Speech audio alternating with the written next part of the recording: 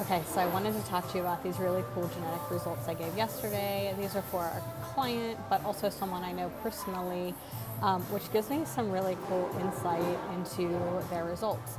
But just to give you a little bit of background on her, she is Italian, grew up in totally an Italian family, eating like pasta and all the things. Pasta, like cured meats, whatever, and she is someone who has kind of jumped from diet to diet, struggled with weight, and what her test results showed was a pretty clear cut answer to her diet, which is pretty counterintuitive to what you might think for someone who's Italian, in that she will really benefit from a pretty standard paleo diet with lots of fruits and vegetables. And based on her genetics, she can't really process grains. And she's been obviously eating pasta and rice and all the stuff. And she has several markers where she can also benefit from intermittent fasting.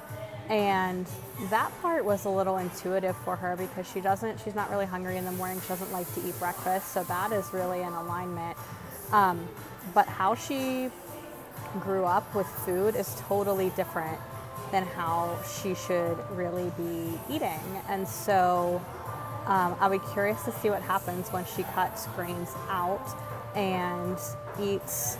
She can actually process fat really well. Every single fat metabolism gene is really good for her. All of her triglyceride and cholesterol markers are good. So there's really no concern about her eating a high amount of fat. When I say that, it's not keto. It's just, I guess, probably 30 to 40% of calories from fats and more plant-based fats. So the questions she had were also around keto. Should she do that?